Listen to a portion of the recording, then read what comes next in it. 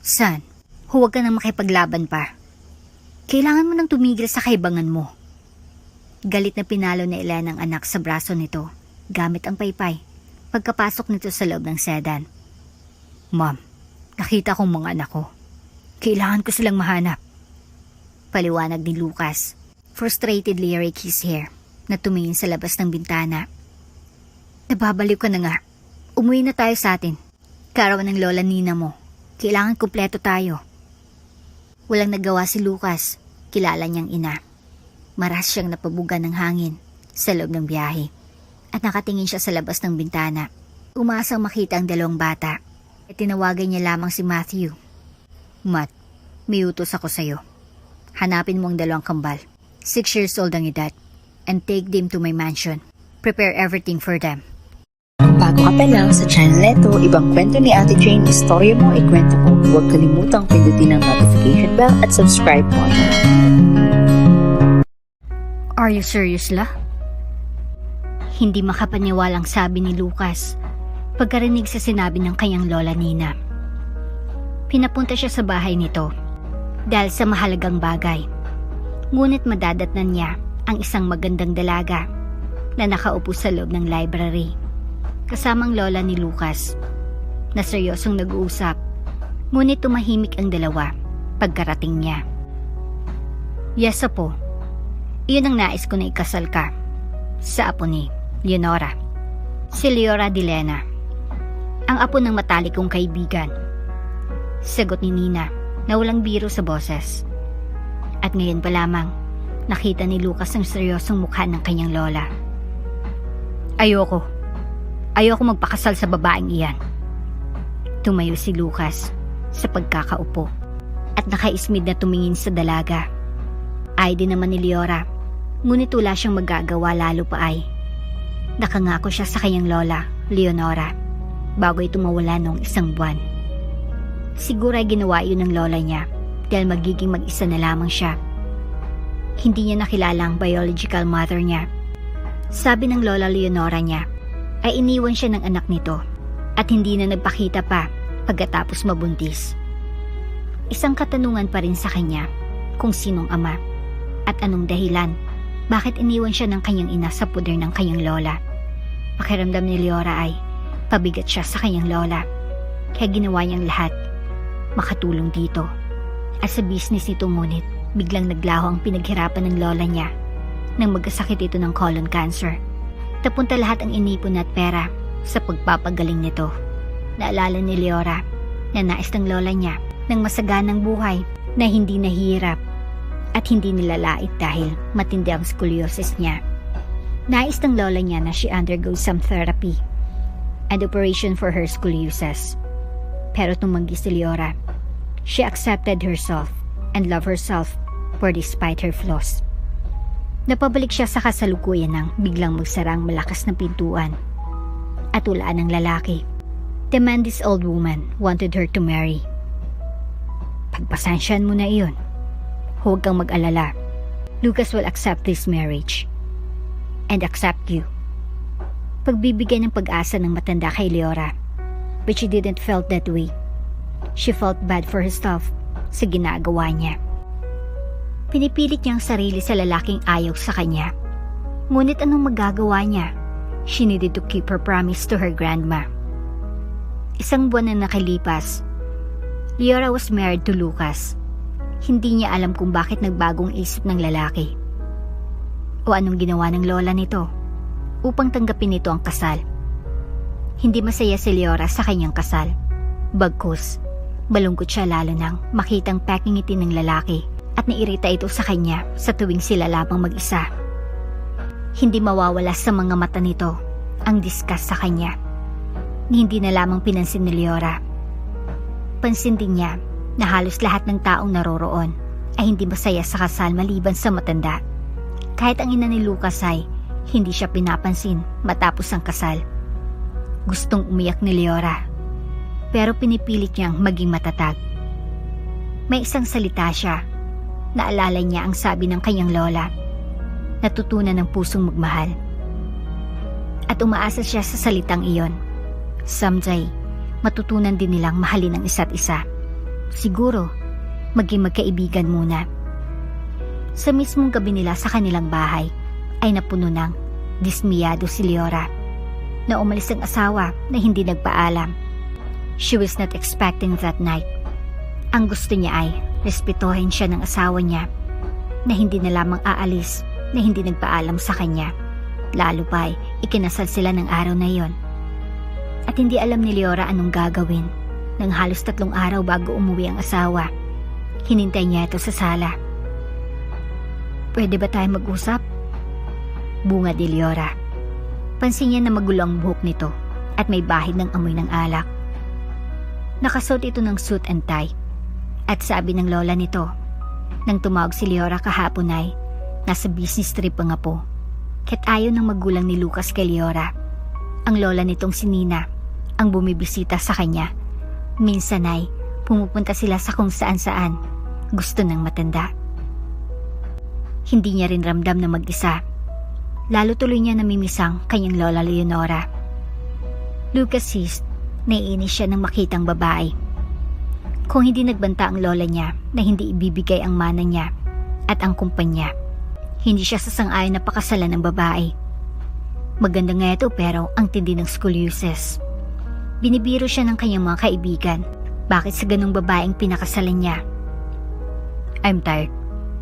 Pagod na sabi ni Lucas. He was tired indeed. Sa dami ng trabaho na ginagawa niya at sa mga problemang dumadating sa kumpanya, halos wala siyang matinong tulog. Napainom na lamang siya ng alak sa dulot ng stress. Kung tungkol sa hindi ko pagstay dito, hindi mo naman hawak ang buhay ko o desisyon ko saan ako magsistay. Wala tayong pakialaman sa buhay natin. I only marry you for my grandma and nothing more. Naiintindihan ko. Sagot ni Leora na walang makikitang ekspresyon sa mukha at ngumiti. That made Lucas strange of her reaction. Mabuti naman, nasabi ni Lucas at humakbang na papunta sa hagdanan. Isa lang ang hinihingi ko, Lucas. Kasawal na sabi ni Leora upang mapahinto si Lucas, ngunit hindi nilingon ng babae. Nanatili siyang nakatayo. Hinintay ang sasabihin nito. Respetuhin mo naman ako bilang asawa. Hindi ko hiningi ang ano pa man yan. Asawa mo ako. Respeto ang nais ko. Kung aalis ka, magpaalam ka sa akin. At huwag mo naman sirain ako kung may babae ka. Isipin mo naman na respeto ako.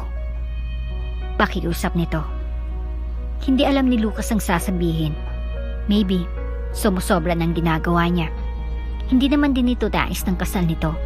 Iyon ang nais ng lola niya na hindi magbabago sa desisyon hanggang di ka sasang-ayon. Napapikit ng mata ni Lucas. Hindi naman mahirap ang hinihingi nito. Okay, ang nasabi niya sa huli at nagpatuloy sa paglakad.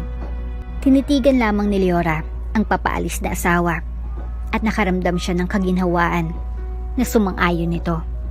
Napangiti siya at nagtungo sa kusina upang magpatuloy sa ginagawang paglilinis. Simula noon ay nagpapaalam ng lalaki sa kanya at kung uwi ba ito o hindi. Minsan ay bumibisita si Leora sa office ng asawa upang dalhan ito ng pagkain for lunch. Hindi na bago kay Leora ang kuryosidad na tingin at disgusto sa kanya dahil sa scoliosis niya. Kahit nga ang asawa niya ay alam niyang kinakahiya siya nito, pati ang kapamilya nito, na hindi man lamang siya pinapansin na para bang hangin siya. Kahit ganun pa man ay napapansin niya ang unti-unting paglapit ng loob niya sa asawa. Kahit ito ganun man. 1 taon ang lumipas. Maagang umalis si Leora upang bisitahin ang lola nina niya. Nakabihis na siya at papalabas ng bahay nang makasalubong niya si Lucas na papasok sa bahay. Suot ang pang-jogging na damit. Araw-araw ito tumatakbo ng madaling araw at 6 ng umaga na bumabalik. Tinanggal nitong headset sa tenga. Saan ka pupunta? Bibisitahin si Lola Nina. Nais siya ng kasamang pumunta sa MacArthur Park. Takhanda ng pagkain sa mesa. Mauna na ako. Sagot ni Leora na nilampasan ng asawa. Sama na kita. Papunta kay Lola. I'm sure matutuwa yun na bumisita ako. Napahinto si Leora at napalingon sa asawa. Iyon ang unang beses na sasamahan siya nito. Sa loob ng 1 taon, kahit nagkalapit na sila ng loob at parang magkaibigan, ay hindi ito umalok na samahan siya dahil nihiya itong kasama siya. Ngayon, nais niya malaman ang tunay na dahilan. Subalit masaya siya sa inalok nito. Siya nga, salamat. Nakangiting ani ni Leora. Hintayin mo na lang ako sa living room. Hindi ako magtatagal. Anito't umalis. Masaya si Nina na makitang kasama ni Leora ang apo niya. She was hoping that the two will learn to love each other and hoping na magkaroon na sila ng anak. Lalo pa'y si Lucas lamang nag-iisang lalaki sa pamilyang Lover, na anak ng isang anak niya sa ama ni Lucas. Tahimik na naglalakad si Nina. Napaggintaan siya ng mag-asawa. Masarap ang amoy ng hangin lalo pa'y papalapit na rin ang Pasko. Kailan niyo balak na magkaanak? I am expecting it hanggang ngayon. Wika ni Nina na pinutol ang katahimikan. La, pwede ba na hindi natin pag-usapan niyan? Wala kaming balak. Hindi ba, Leora? Baling tingin ni Lucas kay Leora na tahimik na malayo ang isipan. Hindi nagsalita si Leora. Hinawakan ni Nina ang kamay ni Leora. May problema ba? Napakurap si Leora at napatingin sa butihing matanda ng umiti. Wala po, Lola Nina. May iniisip lang ako. May gumugulo ba sa isipan mo? Nag-aalala lang sabi ni Nina na napahinto. Tumingin si Leora kay Lucas bago sa matanda at ngumiti. Namimiss ko po kasi si Lola. Kung nandito siya, siguro. Napatigil si Leora. Niyakap si Leora ng matanda. Naintindihan kita. Naalala ko rin si Nora at namimiss ang mga kabataan namin. Hindi may iwasan na po na makaramdam tayo ng pangungulila sa isang tao. Nandito lang kami. Ng asawa mo. Salamat, Lola Nina. Masiglang sabi ni Leora. Nang matapos ang araw na iyon, ay napansin ni Lucas na tahimik ang babae simula nang umalis sila sa bahay ng Lola Nina niya. Hanggang sa makauwi sila ay tahimik lamang ito. Alam naman ni Lucas na hindi ganun katahimik ang asawa. Hindi pa niya lubos itong kilala pero napapansin niya na kakaibang tahimik nito. Siguro ba'y sobrang nangulila ito sa kanyang lola? Hindi ako kakain ng dinner, Lucas. Nais ko magpahinga at busog ako. Paalam ni Leora kay Lucas bago umakyat sa hagdanan. Kumunot ang noo ni Lucas. May problema ba, Leora? Huminto ito sa paghakbang upang magsalita. Huwag kang mag-alala. Nais ko lang magpahinga. Masama bang pakiramdam mo? Nag-aalala lang sabi ni Lucas. Maayos lamang ako, huwag kang mag-alala. Sagot nito at nagpatuloy sa paghakbang. Sino magluluto ng dinner? Habol ni Lucas. Nasanay siya ng si Leora ang magluluto lalo pa'y masarap ang pagkain na niluluto nito. Kumain ka muna sa labas. Sobrang pagod ako upang magluto. Pasensya na. Sagot ni Leora bago ito nawala sa paningin ni Lucas nang lumiko ito sa kanan. Kinabukasan ay napansin ni Lucas na walang agahan, walang pagkain sa mesa at wala si Leora. Kagagaling niya sa pagtakbo. Iniwan niyang asawa sa loob ng kwarto na mahimbing ang tulog. Kagabi nang pumasok siya ay tulog ito. Lalo tuloy siya nag-alala kung anong problema nito. Umakyat siya sa hagdanan at tinungang master bedroom. Ngunit wala raon si Leora. Wala naman siyang phone number nito dahil wala itong phone. Ayaw nitong gumamit ng bagay na iyon dahil hindi siya interesado. Sino bang ayaw ng phone? Lalo pa ay mahalaga yun sa isang tao maliban kay Leora. Nawiwerduhan siya sa asawa pero nirerespeto niyang gusto nito. Hindi siya pumasok sa work. Hinintay niyang bumalik ang asawa. Kumakain siya ng in-order na pagkain at naiinis siya dahil namimiss niya na ang pagkain ng asawa. Nadat na ni Leora na kumakain ng asawa sa living room at tumigil ito sa pagkain. Mabilis siyang nilapitan. Saan ka ba galing? Tanong nito kaagad. Hindi alam ni Leora paano sasabihin sa asawa na buntis siya nung isang araw niya pa lamang nalaman. Nasasaktan siya sa tuwing nakikita niyang asawa. Minahal niya ito, pero alam naman niyang Hindi siya nito mamahalin kahit kailanman. She should not fool. But his act of simple care made her full heart. Despite sa katotohanan na kahit ito mismo ay ikinakahiya siya at niloloko siya. Who would not have thought that the man in front of her would disrespect her? Kung hindi niya nakitang asawa na may kasamang isang magandang babae, so perfect at hindi tulad sa kanya, that it hurt Leora. At nakitang magkahalikan ng dalawa sa kotse nito, mismong kotse kung saan siya inihatid nito kahapon. Nagpahangin lang ang nasabi ni Leora at iniwan ang lalaki. Nagpahangin? May problema ba, Leora? Hinawakan nitong braso ni Leora upang mapahinto siya. Lucas, isang hinihingin ko mula sa iyo. Respeto bilang asawa mo. Hindi ba madali yun? Puno ng galit na sabi ni Leora na tiningnan ang asawa. Binitawan siya nito. I'm sorry. Baka lang kasi may problema ka. Napailing na lamang si Leora. Nais siyang sumbatan nito, pero bibigyan niya ito ng pagkakataon. Hindi na yun mahalaga pa. Ani Leora at pumunta sa kusina. Sabi ni Lola Ninay, hindi ka pumunta sa kumpanya. Anong dahilan? Nakasunod ang asawa niya. Wala ka kasi nung dumating ako. Wala ring agahan, kaya hinintay kita dito to say that you are fine. Sagot nito. Maayos ako, Lucas. Salamat sa pag-aalala. Pero kailangan ka ng kumpanya mo. Iyon ang sabi ni Lola Nina. Kinuha ni Leora ang apron.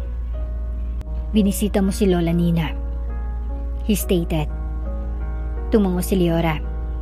Nais siya ng isang taong matatakbuhan niya sa nililito niyang isipan. Kahit hindi man niya sinabing totoo kay Lola Nina, sapat na para kay Leora na kasamang matanda. Habang nasa hardin nito, namamasyal. Bakit? May sakit ba si Lola?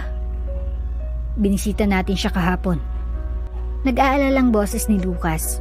Pinagmamasdan siya nito na nagsasaing ng pagkain sa kaldero. Hindi sanay si Leora sa rice cooker at hindi niya bet ang bagay na iyon.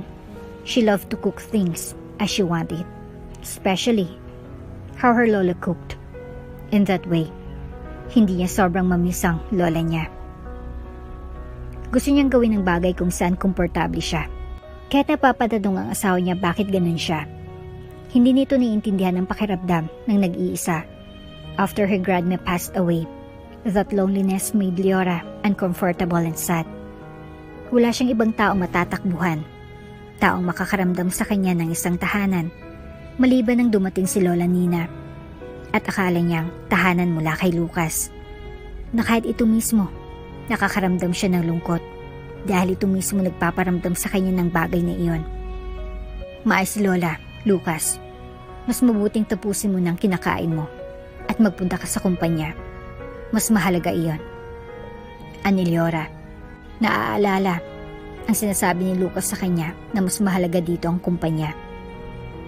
Oo nga, nakalimutan ko. Natataranta itong umalis at may tinawag sa phone. Nagulat ang sekretary ni Lucas na si John nang makita siya. Malapit ng uwian at napagdesisyonan ni Leora na sabihin kay Lucas ang pagdadalang tao niya. It's been a man. At nawala na rin ang sama ng loob niya sa asawa. Kaya, pumunta siya sa mga oras na iyon, dalang paborito nitong chocolate cake na binake ni Leora. Tsaka, it was their first anniversary at alam niyang nakalimutan ng asawa dahil busy ito sa kumpanya. Na naintindihan niya. Ma'am Delaver, napabisita kayo. Natatarantang sabi ni John sa kanya. Bibisitahin ko lang asawa ko dyan. Bakit hindi mo binubuksan ang pintuan? Tanong ni Leora na nagtataka ang mukha. Sir Delaver is not inside, ma'am. He left. Ngunit hindi natapos ni John ang sasabihin nang binuksan iyon ni Leora. Only to see her husband kissing a woman in his lap na nakaupo ang dalawa sa couch. Hindi nga napansin ng mga ito ang pagbukas ng pintuan at ang pagpasok ni Leora. Sobrang nasaktan si Leora sa nakikita at nanginginig ang kamay niya sa galit dahilan na mahulog ang box na may lamang cake. Napahinto ang dalawa na napatingin sa pintuan. Nakita ni Leora ang gulat sa mga mata ni Lucas, ngunit hindi man lamang ito tumayo o humingi ng pasensya sa kanya. Ang babae napaangat ang kilay. The same woman she had seen a month ago, nakasama ni Lucas sa loob ng sasakyan. And what? Tanong ni Lucas kay Leora, no regret on his voice. Magagalit ka, Leora? Pinigilan ni Leora ang mga luwas sa mga mata. At taas ang noong umalis na hindi nagsalita. She was expecting Lucas to run at her at humingi ng tawad, subalit hindi man lamang siya nito pinuntahan.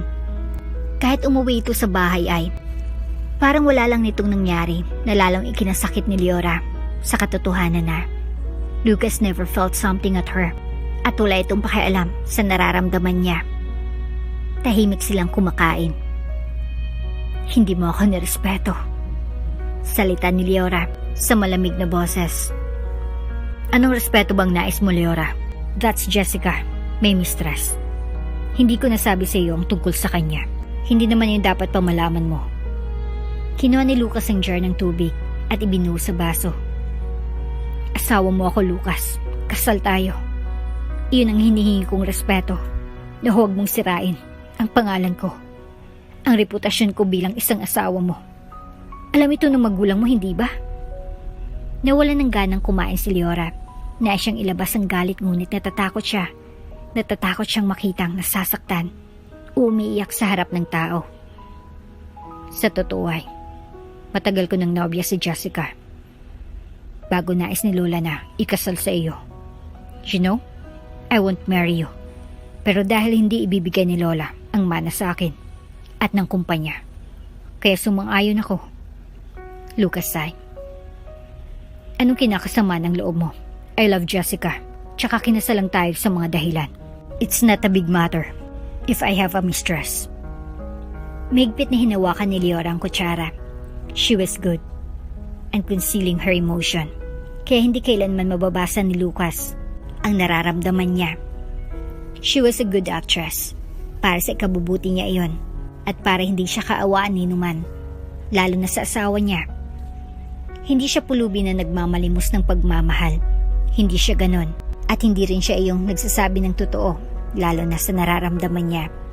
Siguro, to guard herself from any more pain. Hindi nagsalita si Leora, bagkusay, tumayo siya at iniwan ang asawa. Iyon ang huling araw na makikita ni Lucas ang asawa. Nang umuwi siya, tahimik ang bahay, walang dinner na nakahanda at madilim ang loob ng bahay. Nasya nga na may mga maid sila pero ayaw ni Leora. Mas nais nitong siyang maglinis at mangalaga ng bahay, and she was good at it. Umuwi siya galing sa business trip kasama niya si Jessica sa loob ng 3 araw. Hindi niya alam kung galit ba si Leora, ngunit wala man lamang itong pakialam. Although, it annoyed Lucas. Dapat magalit ito o sampalin siya. Tatanggapin niya iyon dahil may nagawa naman siyang kasalanan dito, kaya naintindihan niya iyon. Pero walang salita ito ni walang pakialam ay parang sampal kay Lucas. Bakit siya naapektuhan? He shouldn't cared about her action, but damn, she was. Sa totoo ay, nagsinungaling siyang matagal na silang may relasyon ni Jessica. He had met that woman 2 months ago and everything went as it was. Pumasok siya sa kwarto only to see na wala raw si Leora. Gabi na. Alam niyang hindi umalis ng bahay si Leora. Tinawagan niya ang kanyang lola Nina, ngunit wala raw ng babae. Kaya umorder na lamang siya ng pagkain sa gabing iyon. Ngunit it will never satisfy his buds. Mas masarap ang luto ni Leora compared sa iba. Hanggang lumipas ang 1 linggo, hindi na bumalik si Leora. At hindi alam ni Lucas paano sasabihin sa kanyang lola ang dahilan. Kilala niya ang lola niya na magagalit daw lalo pa ay close ang dalawa. Hindi rin alam ni Lucas saan pumunta ang babae. At wala rin siyang balak na hanapin iyon. She decided to leave. At bahala ito sa desisyon. Napatingin si Lucas sa papel sa ibabaw ng nightstand na hindi niya pinansin nung mga nakarang araw. Kinuha niya iyon at tiningnan. It was a divorce paper signed by Leora. Mahirap na desisyon para kay Leora na umalis. Lalo pa'y hindi niya alam saan siya pupunta, ngunit ayaw niya manatiling nakatali at nasasaktan sa ginagawa ng asawa niya. Sadya nga lang na umaasa siya noon na mamahalin siya ng lalaki kahit alam naman niyang hindi mangyayari iyon at hinayaan niyang mahulog sa taong hindi kailanman tumingin sa kanya ng tulad na pagtingin nito sa kabit. That admiration, that love. Napatingin siya sa labas ng bus, hinahayaan na saan siya dalhin nito. Ngunit kahit ganun man, gumaan ang loob niya. She will never be alone. May anak siyang palalakihin, mamahalin ito at aalagaan. Napuntang isipan niya sa kanyang tunay na ina kung nasan man ito. Baka hindi din ito minahal ng ama niya or he didn't want to take responsibility to her and the child. Kaya siguro ay nagpasya siyang iwan ng ina niya sa kanyang lola. Napabuntong hininga siya. She only want to be accepted and loved. Ngunit dalawa lang ang taong nagbigay niyon sa kanya. Isa'y wala na at ang isa'y iniwan niya para sa ikabubuti niya rin kahit mahirap. Balang araw, bibisitahin niya si Lola Nina at sasabihin ang katotohanan. Sa ngayon, nais siyang humilom sa sugat at kalimutan ang asawa. Totoo nga na kahit anong buti mo, hinding-hindi ka talaga mamahalin kung hindi ka maganda at perpekto sa hitsura. Masakit man kay Leora ang isipang iyon. At isang tabi ang galit na nararamdaman at isang party na ayaw niyang muna harapin ang nais siyang maghiganti. Hinawakan niya ang tiyan at napangiting sabi, "Magiging mabuti akong ina. At hindi ko gagawin ang ginawa ng ina ko na iwan ka, anak. Ibibigay ko ang pagmamahal sa iyo na hindi ko man lang naranasan." Sa Leyte na pagdesisyonan ni Leora na manirahan. Malayo sa Manila, malayo sa nakaraan. Ang konting pera na iniwan ng Lola Leonora niya ay hindi niya ginamit. Naghanap siya ng trabaho ngunit halos hindi siya tinatanggap. Dahil parang tingin ng mga ito sa kanya ay may kapansanan siya at ilang panlalait din sa kanya. Sa ulay na pagdesisyonan na lamang ni Leora na magtrabaho sa isang karinderya. Dahil kailangan niya ng pera, nauubos sa rentang pinag-ipunan niyang pera at ayaw niyang galawin ang pera ng lola niya para iyon sa anak niya. "Bakit ang kupad-kupad mo naman? Dalian mo. May mga order pa sa customer." Galit na boses ni Lucia na may-ari ng may kalakihang karinderya. "Opo, pasensya na po," sagot ni Leora na binilisan ng paggalaw. Mabuti naman ang may-ari ngunit kapag madaming customer na naghihintay ay nagagalit ito kung mabagal ka. Masama lang talaga ang pakiramdam ni Leora sa araw na iyon. 4 na buwan na rin ang huling pumunta siya sa doktor dahil wala siyang sapat na pera. Hindi naman siya makapaghihintay sa public hospital dahil may trabaho rin siya na kinakailangan niya mag-ipon sa kakarampot na sahod. "Bakit ang tagal naman ang in-order ko?" Reklamo ng lalaki na kung makatingin kay Leora ay napakababa. "Bakit kasi may kapansanan pa hinarin dito?" Kibot uli ng bibig nito. Hindi na bago para kay Leora ang mga panlalait na iyon at masasakit na salita. Nasanay na siya. Tumigas ng puso niya na makaramdam ng sakit. "Pasensya po." Takayo kung paumanhin ni Leora. Namumutla ang kanyang mukha. 8 months pregnant na siya at hindi niya alam kung kailan siya manganganak. Pasensya. Umalis ka na nga. Nakakawalang ganang tingnan ka." Tumango si Leora at paalis nang tumayong isang lalaki sa likurang lamesa at biglang hinablot ang bowl na may lamang kaldereta. Lahat nagulat nang itapon nito iyon sa sahig na gumawa ng ingay. Ang lalaki ay nanlaki sa ginawa nito. Napumurang lalaki na napatayo. "Ano ba problema mo? Gusto mo nang? Wala kang respeto. Humingi ka ng patawad sa babae." Utos ng lalaki. He had an intimidating aura. "Sino ka ba?" Nagmura uli ang isang lalaki at nilapit ito. Lumapit si Leora sa dalawa upang awatan ang mangyayaring gulo dahilan na masapak si Leora sa kanang panga. Sa lalaking galit na galit. "Huwag ka kasing aawat. Ayan tuloy." Galit na anas ng lalaki. Lumapit ang may-ari at biglang sinuntok ng lalaki ang lalaking nakasapak kay Leora bago ito lumapit sa kanya at tiningnan ang panga ni Leora. "You did that, asshole." Galit na wika ng lalaki. Pinalis ni Lucia ang nanggugulong lalaki na inutusan ng 2 cooker. Bago lumapit ang ginang na may pag-aalala kay Leora na pinaupo ng lalaki sa upuan. "Bakit naman kasi na lumapit ka?" Kung hindi na panganasapak sa'yo, paano kung siyan mo? Ikaw talaga. Nakalimutan mo bang buntis ka? Sobrang pag-aalala na wika ni Lucia. Bakit namumutla ka? Ayos ka lang ba? Hindi makasagot si Leora. Nahilo siya at sobrang sama ng pakiramdam niya. Ikaw naman kasi. Bakit mo ginawa iyon? Bayaran mo ang sira mo. Baling ni Lucia sa lalaki na sobrang pag-alala kay Leora na hinawakan ng nanlalamig na kamay niya. May masakit ba sa iyo? Tanong ng lalaki. Napatingin si Leora sa lalaki na nasa tabi niya na nakaupo. Hindi niya alam bakit ganun ang pag-alala nito. Ngayon niya lamang nakita ang lalaki. Hindi na nakapagsalita si Leora nang mawalan siya ng malay. Nagising siya sa loob ng hospital room. She had IV connected to her. At medyo maayos ang pakiramdam niya. Napahawak siya sa kanyang baby bump. And her lips set on her knowing that her twins were safe. Napagtanto ni Leora na nasa pribadong hospital siya at nagugulan kung dinala ba siya roon ni Lucia. Ilang sandali ay bumukas ang pintuan at pumasok ang lalaki. May tangan nitong eco bag at lumaki ang ngiting sabi nito sa kanya. Kumusta ng pakiramdam mo? Hindi ko alam bakit ako nandito at bakit ginagawa mo ito, nasabi ni Leora. Inilapag ng lalaki ang dala sa mesa at kinuha mula roon isang bowl na may takip at ng isang soup spoon. Matagal na rin huli tayo magkita, Leora. Siguro mga 13 taon na rin. Binuksan nito ang bowl. Kumunot ang noo ni Leora sa narinig. Hindi kita maintindihan. Tumawa ng bahagya ang lalaki at umupo sa gilid ng kama paharap kay Leora. Nakalimutan mo na bang kababata mo? Yung payat at nakapitbahay niyo sa dating subdivisions. Saan kayo tumira ng lola mo?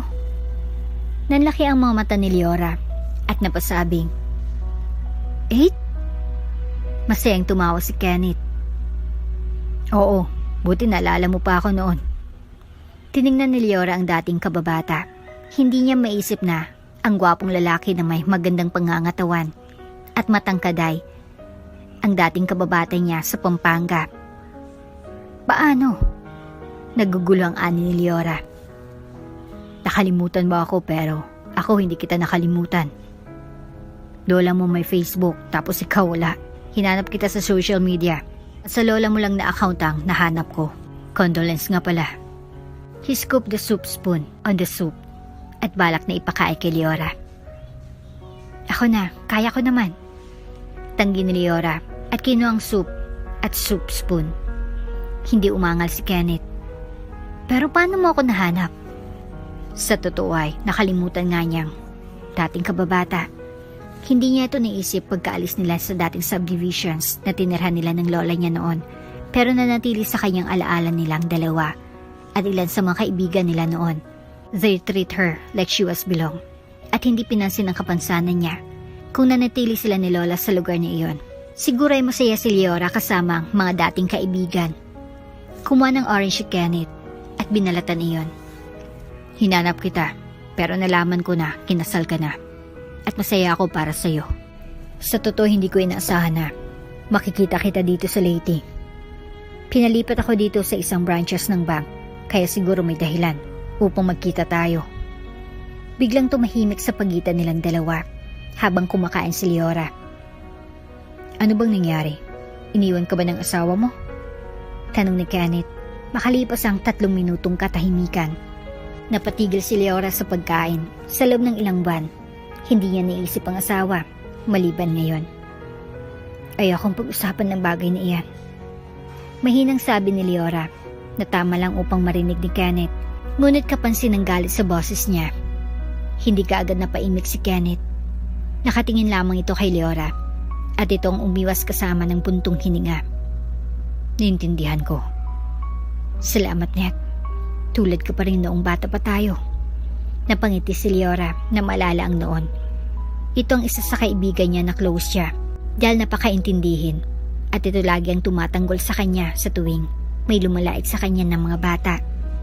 She was grateful that he was there. Napangiti ng malapad si Kenneth. Naalala mo na Kung kailangan mo ng tulong, think about me and I'll be there. Napatawad nito si Leora. Hindi naman nag-work iyan lagi. Kumusta sina Divina at Austin? Kung makikita mo sila, baka hindi ka makapaniwala. Lahat nga nagbabago. Nakakamiss ang noon. Pero hindi na may babalik ang kabataan natin. Tapusin mo ng kinakain mo. Tumungo si Leora at pinagpatuloy ang pagkain. Simula ng araw na iyon ay lagi siyang binibisita ng dating kaibigan. Siguro may dahilan bakit nagkita sila uli upang hindi masyadong makaramdam ng pag-iisa at kalungkutan si Leora. Hanggang dumating sa araw ng panganganak ni Leora, biglaan ang nangyari. Habang papunta siya sa trabaho, pasakay ng jeep ay biglang pumutok ang panubigan niya at dali-dali siyang dinala sa publikong hospital.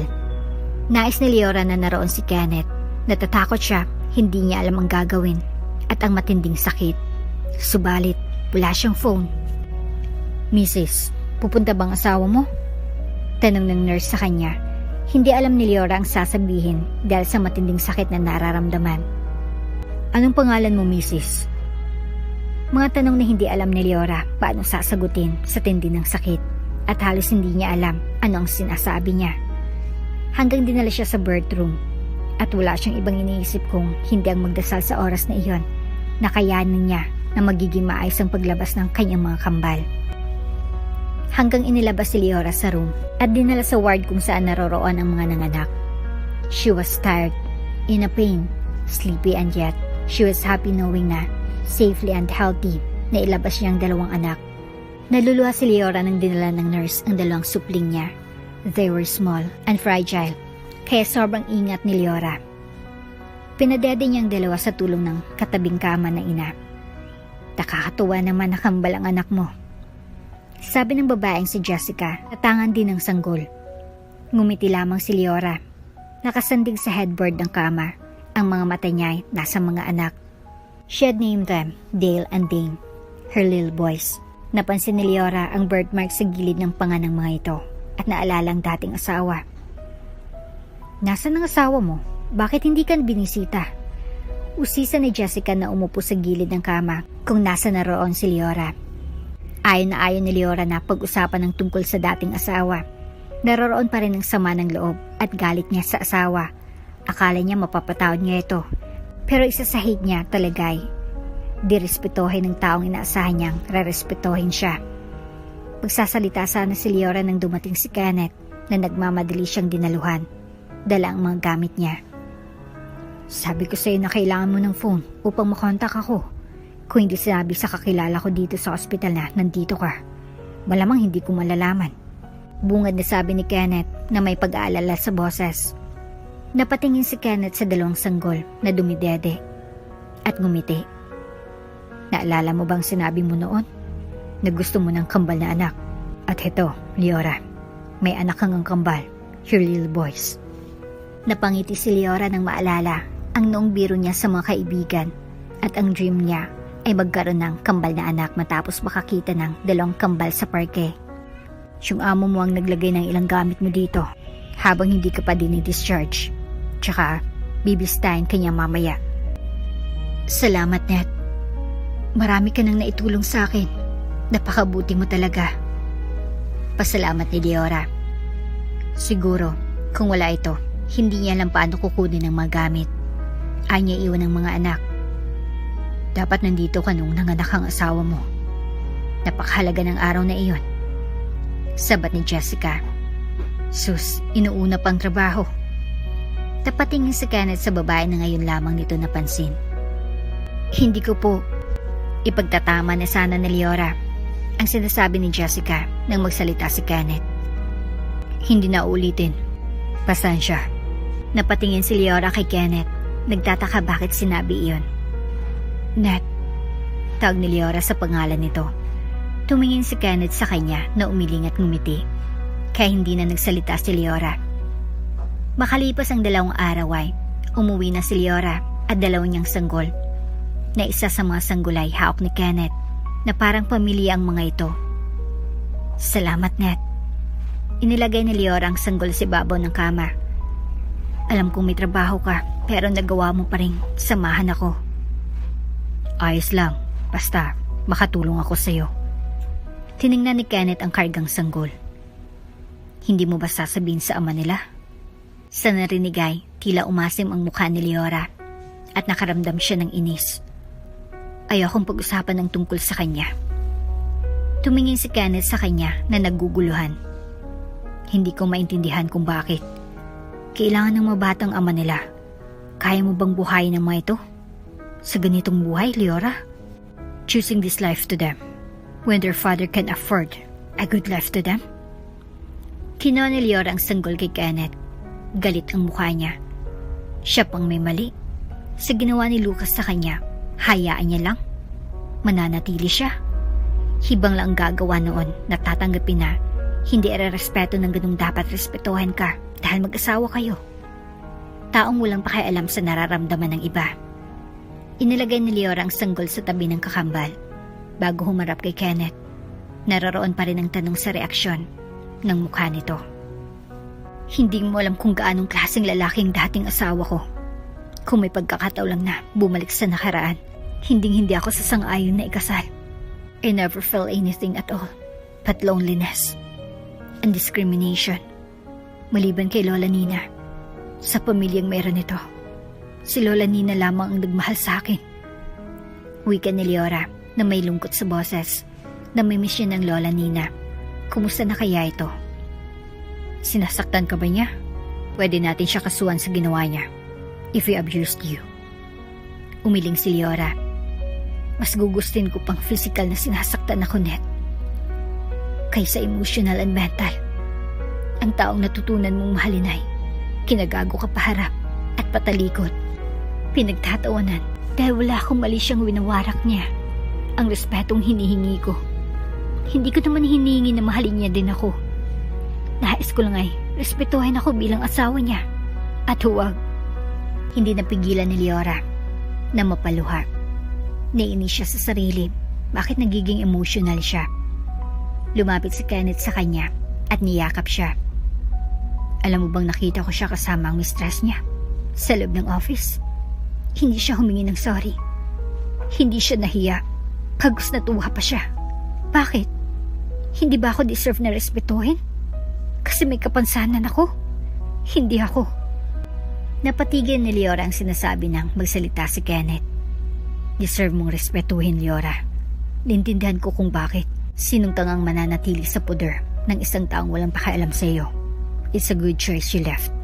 Kaya siguro pinagtagpo tayo uli dahil kailangan mo ako. Pinahid ni Leora ang mga luha at lumayo kay Kenneth. Ayoko ng awa na galing kahit kanino man, Net. Kahit sa'yo, I can manage. Hindi ko kailangan ng tulong mo. Napangiti si Kenneth. Alam ko, Leora, bilang kababata mo, nandito ako kung kailangan mo nang makausap o makasama o kahit pagtulong sa paglinis sa mga anak mo. Kung anong kailangan mo, nandito ako. Isang taon nang lumipas, napatingin si Lucas sa labas ng bintana ng kotse. Natutuwa siya dahil nalalapit ng kasal niya at ni Jessica. What Leora did was the best thing. He was free to marry whom he wanted and loved. Papunta siya sa cake tasting at naroroon ang kasintahan niya sa lokasyong naghihintay sa kanya. Hindi pa rin siya makapaniwala na wala ng lola nina niya. 6 na buwan nang nakalipas. Hindi niya inaasahan ang galit ng lola niya sa kanya nang malaman nito na umalis si Leora. Inalis ng lola nina niya ang mana niya at pagmanage sa kumpanya na hindi matanggap ni Lucas. Tsaka hinanap ng lola niya ang babae ngunit hindi nito nahanap. Akala ni Lucas mawawala ang lahat sa kanya. Ngunit 3 months after ay inatake sa puso ang lola niya at hindi na ito na-revive pa. Kaya bumalik ang mana kay Lucas at ang kumpanya na ikinakatuwa niya. Kaya't sobrang lungkot niya sa pagkawala ng kanyang lola. The day after her death, tinatanong pa si Lucas nito kung umuwi na ba si Leora. Naiinis nga si Lucas bakit hinahanap ng lola niya ang dating asawa at binabaka agad ang tawag. Pero nagsisi siya na hindi man lamang niya binisita ang lola at makita nito si Leora. Nagugulan si Lucas kung anong meron kay Leora. Bakit ang lapit nito sa lola nina niya? Siguro sa kabaitan ni Leora, pagkamaintindihin at masarap magluto kahit may kapansanan nito. Napabalik siya sa hinahanap nang tumunog ang phone niya Ang sekretarya niyang si Mark ang tumatawag. Sinagot ni Lucas ang phone. Bakit napatawag ka? Sir, may babalita ako sa'yo. Kumunot ang noo ni Lucas. Ano? May problema? Sir, ang dating asawa mo ay nanganak ng kambal sa hospital. Nandun ang pinsan ko ng mga anak ito dahil nurse ito sa hospital. Pero 2 buwan na rin ang nakalipas nang sinabi niya sa akin. Nanganak ng kambal si Leora? Mahirap paniwalaan kay Lucas ang narinig. Huwag mo akong biruin, Mr. Sanchez. Kung ayaw mong mawala ng trabaho. Banta ni Lucas. Hindi ako nagbibiro, sir. Totoo nga po. Hindi nga po ako makapaniwala. Heto, may retrato akong isasend sa email niyo po. Galing sa pinsan ko. Nagpatuloy ang sekretary niya. Pero boss, tungkol sa dati mong asawa at mga anak. At ilang segundo ay may dumating email sa phone niya. He ended the call, not letting his secretary to continue his words, and clicked the email open. His eyes widened. Totoo ang sinasabi ng kanyang sekretarya. Sa litrato ay kita niya si Leora na may kargang 2 sanggol na nakangiti.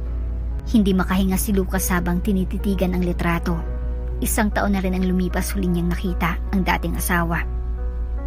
It can't be. Bulong ni Lucas na hinilamos ang palad sa kanyang muka. Nakaramdam siya ng inis kung bakit hindi sinabi ni Leora na buntis ito. Iyon bang paghiganti nito sa kanya? Hiding their son to him? Humigpit ang hawak niya sa kanyang phone at huminga ng malalim. Akala ni Leora ay matatago nitong anak sa kanya. Anak niya iyon at may karapatan siya. Nais ba nitong lumaki ang mga ito na walang kinikilalang ama? They are the lover at walang magiging anak niya sa labas. Kailangan niyang puntahan ng mga ito at makita ang mga anak niya. Isang tuwa at pagnanasang mahawakan ng kanyang mga anak.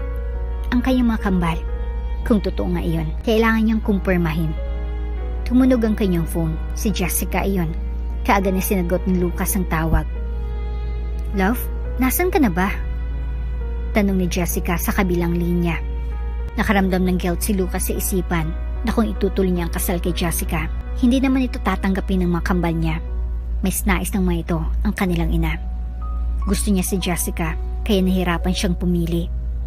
Ayaw niyang mawala ang mga anak niya. Mag-uusap tayo mamaya. May importanteng bagay lang akong gagawin. Sabi ni Lucas at in-off ang tawag. Tinawagan niyang sekretarya na kaagad sinagot ang tawag niya. Hello? Nasaan ngayon ang dati kong asawa? Kaagad na tanong ni Lucas. Wala siyang pasensya, nais siyang malaman at puntahan ang mga ito. Sir, nasa Leyte. Ang totoo ay, isang asawa mo sa nawawala nung nangyaring lindol. Pati ang mga anak niyo po. Parang bombang balita na narinig ni Lucas mula sa kanyang sekretary. Nakaramdam siya ng lamig. Sumandig siya sa kinaupuan. Hindi maaaring mawala ang mga ito. Mali ang mga impormasyon mo. Ihanda mo ang private plane. Pupunta tayo sa Leyte ngayon. Utos ni Lucas.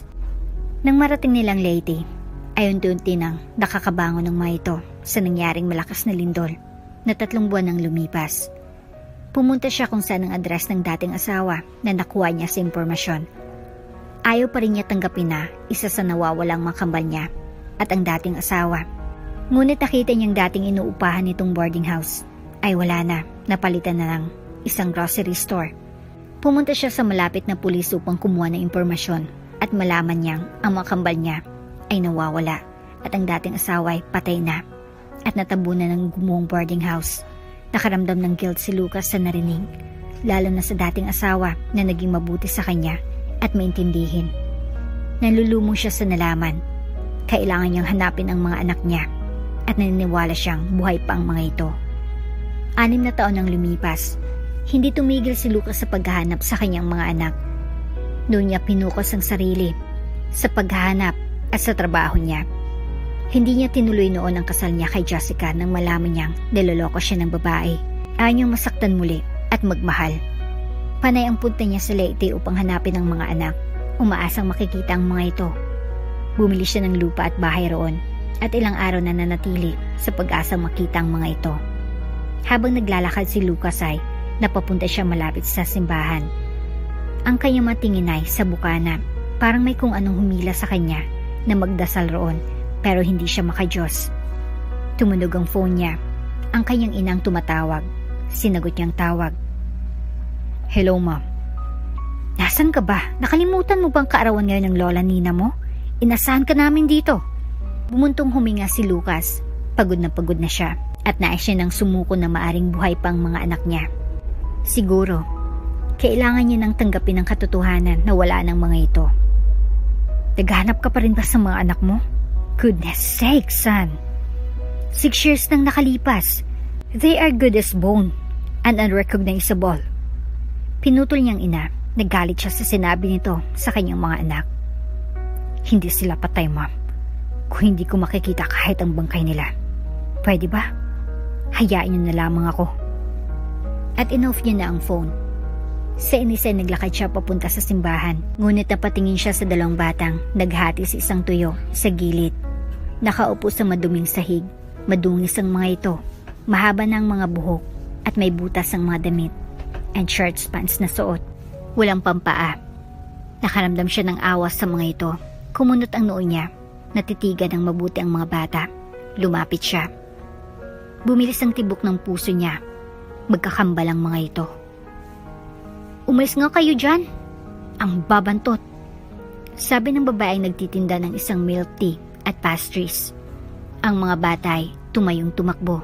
Kaya hinabol ni Lucas. Maaari kayang mga anak niya ito. Sandali mga bata. Tawag niya sa mga ito. Lumingon ang mga ito sa kanya na may takot sa mukha at binilisan ang takbo. Tumawid ang mga bata sa kabilang daan at tatawid sana si Lucas ngunit muntikan na siyang mabangga ng delivery van. Buti ay nakaiwas siya at napaupo sa gilid ng daan. Tatayo sana siya upang habulin ang mga bata. Huminto ang delivery van at galit na lumapit kay Lucas. Nagmura ito sa galit. Papakamatay ka ba? Hinawakan itong kwelyo ni Lucas pa. Bitawan mo ko. Inalis ni Lucas ang kamay ng lalaki at sinubukang habulin ng mabata. Pero hinawakan siya ng driver. Baliw ka ba? Bunti ka na kitang masagasaan. Ano bang nangyayari sa'yo? Wika ng driver na hinablot si Lucas at binalibag sa gilid ng kalsada. Galit na tumayo si Lucas. Hindi ako baliw. Ikaw ang baliw dito. Tanga ka ba? May hinabol ako ng mga anak ko. Baliw ka na nga. Biglang dumating ang mga pulis at dinala si Lucas kasamang driver. Sobrang galit ang nararamdaman ni Lucas sa mga oras na iyon. Hindi siya pwedeng umalis hanggang di maayos ang pagitan niya at ng driver. Kaya pinapunta niya ang kanyang lawyer at binayaran ng driver. Hapon na nang makalabas si Lucas at nagulat siya na makita ang ina niya na papalapit sa kanya na may dismayadong ekspresyon sa mukha. Anong kagaguhan ang ginagawa mo, San? Muntikan ka ng masagasaan. Nahibang ka na ba? Nag-aalalang sabi ni Elena at hinawakan ang mukha ng anak. Inalis ni Lucas ang kamay ng ina. Kailangan niyang makita ang 2 bata. Walang salitang nilampas ng nieto. Lucas, saan ka pupunta? Habol ng kanyang ina na muntikan ng matipalok sa suot na heels. Mabuti na lamang ay kaagad na nilapitan nito ng 2 bodyguard. Habulin yung anak ko. Nawawala na ito ng wisyo. Utos na Elena sa mga ito na kaagad naman na sinundan ng anak. Nag-aalalang pumasok sa loob ng sasakyan si Elena. Ano bang nangyayari sa anak nito? Pwede ba? Bitawan niyo ako? Sigaw ni Lucas habang pinapasok siya ng 2 bodyguard ng ina niya sa loob ng sasakyan nito. San, huwag ka na makipaglaban pa. Kailangan mo nang tumigil sa kaibangan mo. Galit na pinalo ni Elena ang anak sa braso nito gamit ang paypay pagkapasok nito sa loob ng sedan. Ma'am, nakita kong mga anak ko. Kailangan ko silang mahanap. Paliwanag ni Lucas. Frustratedly, break his hair na tumingin sa labas ng bintana. Nababaliw ka na nga. Uwi na tayo sa atin. Kaarawan ng lola mo. Kailangan kumpleto tayo. Walang nagawa si Lucas. Kilala niyang ina. Mara siyang napabugan ng hangin sa loob ng biyahe. At nakatingin siya sa labas ng bintana. Umaasang makita ang 2 bata. Kaya tinawagan niya lamang si Matthew.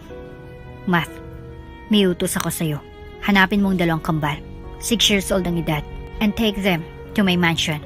Prepare everything for them. Nico, bakit kaya hinabol tayo ng lalaki? Tanong ni Nathan, nakakambal. Nakaupo sila sa gilid ng basurahan. Nakatago sa mga taong ayaw sa kanila. Hindi ko alam kung sana buhay pa lamang si Tatay Lito. Hindi tayo nabubuhay ng ganito. Gusto ko nang makita si Tatay. Malungkot na sabi ni Nico na niyakap ang mga tuhod. Nagugutom na ako, Nico. Hinawakan ni Nathan ang tiyan at naluluha ang mga mata. Gusto ko na rin makita si Tatay. Gusto ko matikman ang bulalo niya. Hinawakan ni Nico ang kamay ng kambal at tumayo ito. Hanap tayo ng pagkain sa kabilang basurahan. Baka may makita tayo. Pagod na ako, Nico. Naluluha ang mga mata ni Nathan na nahirapang tumayo. Dito ka lang, Nathan. Babalik ako. At umalis si Nico. Pumunta siya sa basurahan ng isang restaurant, digging on it, trying to find some food. Ngunit wala siyang nakita, kaya pumunta siya uli sa kabila. At nang makakuha siya ng natitirang pagkain sa may styrofoam na may lamang malapit ng mapanis na fried chicken, nakalahati, at isang slice ng cake na may dumi. Tuwang bumalik si Nico, ngunit wala roon si Nathan. Nat? Nasan ka? Nat? Tawag niya sa kakambal. Nat! Hinanap niya ito sa malapit ngunit wala roon ang kanyang kambal. Umiiyak na hinanap ni Nico sa kabilang kapatid. Nagbabaka sakaling naroon subalit wala ang kambal. Hindi siya tumigil sa paghanap. Naluluha siyang nag-aalala na baka may kumuha sa kapatid niya na masamang tao, na may nangyari ng masama dito. Samantalang napatingin si Nathan sa loob ng marangyang sasakyan. Nandito bang kapatid mo? Sabi ni Nico ay sa kabila siya pupunta. Sino po ba kayo? Nagtatakang tiningnan ni Nathan ang isang lalaki na may magarang damit. Kaibigan ako ng ama niyo. Nakangiting sabi ni Matthew. Hindi niya inasana. Tatawag si Lucas sa kanya nang malaman na naroroon siya sa Leyte. Kinausap ito sa phone na hanapin ang dalawang bata ayon sa description nito. Isang pulis si Matthew. Naroroon siya sa Leyte dahil binisita niya ang kanyang mga magulang na lumipat roon nung isang buwan. Ama po, patay na pong tatay namin. Inosenteng sagot ng bata. Inihinto ni Matthew sa harap ng isang fast food ang sasakyan. Dito ka lang. Bibili ako ng makakain. Alam kong gutom ka na. Tumango si Nico at kumislap ang mga mata. Sa wakas ay makakain na si Nathan. Pagkalabas ni Matthew ay tinawagan niya si Lucas. Nakaagad-agad na sinagot ang tawag. Nakita mo na ba sila? Tanong ni Lucas. Oo bro, pero hindi ko nakita ang kambal nito. Nasabi ng bata, si Nathan ay, Nico ang pangalan ng isang kambal nito. Hahanapin ko ito. Ani Matthew at naglakad papunta sa loob ng fast food. Hanapin mo isang kambal, Matt. Ayoko may mangyaring masama dito. Hindi safe sa labas. Nag-aalalang pakiusap ni Lucas. Hindi niya matiim na isipin. Ang mga anak niya ay natutulog sa labas, walang makain at walang maayos na buhay. It hurt Lucas at the thought na naiinis siya sa sarili. Kung hindi niya ginawa ang noon kay Leora, siguro magandang buhay ng mga anak niya. Son, mamaya na iyan. Kumain na tayo. Boses ng ina niya at napamura ng marahan si Lucas. Natawa ng bahagya si Matthew. Huwag kang mag-alala. Hanapin kong kambal nito. Pagkababa ni Matthew ay umorder siya ng makakain at bumalik sa loob ng sasakyan. Ngunit nagulat siya nang wala raw ng bata at nabuksan ang pintuan. Nakalimutan niyang ilak iyon. Napasapos sa noo si Matthew at napatingin sa kalangitan na bumuntong huminga. Mabilis ang takbo ni Nathan pabalik sa kung saan niya iniwan ang kanyang kambal. Naalala niyang sabi ni Nico na huwag magtiwala kahit kanino man. Baka isang masamang taong lalaki. Ayaw niyang may masamang mangyari sa kanya at maiwan ng mag-isa ang kanyang kambal. Ayaw niya mawalay kay Nico. Ngunit wala roon si Nico. Hindi alam ni Nathan ang gagawin. Nanatili siya roon, hinihintay ang kambal. Nakita niyang pamilyar na sasakyan. Kaya nagtago si Nathan. Bumaba ang lalaki at nagtungo sa tinataguan niya.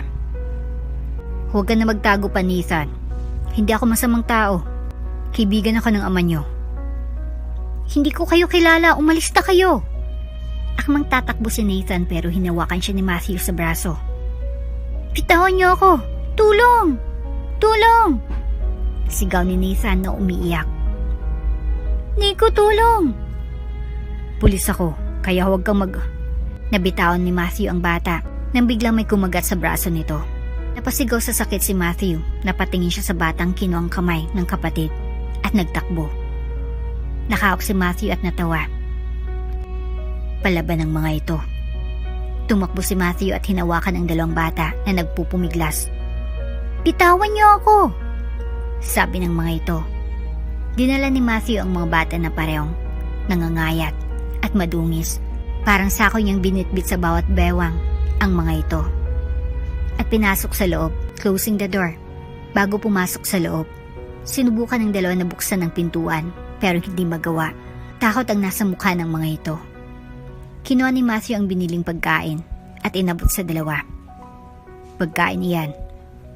Pinakita niya din ang police badge niya. "See, pulis ako. Kaya huwag kayong magtakot sa akin. Hindi ako gagawa ng masama sa inyo. Baka mapatay ako ng ama niyo." "Anong ama? Patay na tatay namin," sagot ni Nico na sinamaan ng tingin ng lalaki. "Ang totoo niyong ama. Kumain na kayo. Walang lason yan, fried chicken na yan." Ngumiti si Matthew. Nakita niyang gutom sa mukha ng kawawang mga bata, ngunit hindi nila kinuha ang mga ito. "Ayaw niyo?" Kumuha ng isa si Matthew at kumain. Napalunok ang mga ito. Binigyan niya ito ng wipes. "Para sa kamay niyo." Si Nathan ang kumuha ng paper bag at ng wipes. "Nat!" saway ni Nico. "Nagugutom na ako, Nico." Naluluha ang mga mata ni Nathan. Pinatong ang paper bag sa gitna nito at ni Nico. Nagutom lalo ang dalawa nang maamoy ang masarap na fried chicken. Nilinis ni Nathan ang kamay gamit ang wipes bago kumuha ng paa ng fried chicken at kinain. "Nico, ang sarap. Ngayon lang ako nakatikim nito." Niyak na sabi ni Nathan na awang napatingin si Matthew sa dalawang bata. Sa huli ay kumain si Nico hanggang sa tuwang kumain ng mga ito. Kinabukasan ay pumunta kaagad si Lucas sa Leyte. Sabik na makita ang dalawang bata. Alam niyang mga anak niya iyon. Ramdam niya. Mabilis ang takbo ng sasakyan niya at huminto sa loob ng mansyon niya. Lumabas siya at mabilis ang lakad na pumasok, ignoring the greetings of his mate. "Ang aga mo, bro." Tulog pang mga bata. Bungad na wika ni Matthew nang makita siya papasok. "Nasaan sila?" Pasok ni Lucas na nilampasan ng kaibigan. "Sa kabilang kwarto, yung sinasabi mo," sagot ni Matthew na nakasunod sa kanya. "Ang hirap linisin ng dalawa. Ayaw maligo kagabi. Parang may maduming kuko ang dalawa at sobrang payat." Umakyat sila sa hagdanan. Binuksan ni Lucas ang sinasabing kwarto at nakita niyang kambal na mahimbing ang tulog na magkaharap ang dalawa. Lumapit si Lucas. Tiningnan ng mga ito na naluluha. Hindi siya maaari magkamali na anak niya ang mga ito. Lalo nang makita niyang parehong may puso na shape na medyo pinkish red sa panga ng isa sa mga ito. Katulad niya ay meron siya. His eyes watered in bliss. Sa wakas nahanap niya ang mga anak niya. "They are my sons, Matt." Garagal na sabi ni Lucas. Sa loob ng 6 na taon na paghahanap ay nakita niya rin ang mga ito. Hindi nga mapagkakaila. Naggulat nga ako kagabi nang malinis ang mukha nila. "They look like you when you are a kid. Maliban sa buhok at mata. They're a carbon copy of yours." "Sandali. Ipapagluto ko sila ng masarap na pagkain nila for breakfast bago sila dalhin sa ospital upang malaman kung maayos nga ba't sila." Umalis si Lucas at inutas ang mga cooker ng maghanda ng masasarap na pagkain. Nagising si Nico at napatingin sa hindi pamilyar na lugar. Bigla siya nakaramdam ng takot pero naalala ang butihing lalaki. Guman ang pakaramdam niya at ginising si Nathan. "Matutulog pa ako." Angal na antok ni Nathan. "Nat, gising. Hindi tayo pwedeng matulog. Kailangan natin maglinis o tumulong sa mabuting lalaki, baka paalisin tayo." Minulat ni Nathan ang mga mata at bumalikwas ng bangon. Ngayon lang ang mga ito na nakatulog sa malambot na kama. Sa pawid lang sila natutulog nung buhay pang tatay nila. Pero kahit ganun ay nakakain ang mga ito ng 3 beses sa isang araw, kahit madalas tuyo o gulay. Sa tuwing birthday lang nila sila nakakain ng bulalo na niluto ng kanilang tatay. Tagabenta ng mga bakal at plastic ang kanilang tatay. Tinutulungan nila ang mga ito araw-araw. Noong magkaedad 3 taon sila, wala silang kinagisnan na ina. At sa tuwing tatanong sila sa tatay nila ay sinasabing wala na ang kanilang ina. Binuksan nilang pintuan Nakasuot sila ng damit pantulog na parang asol ang kulay.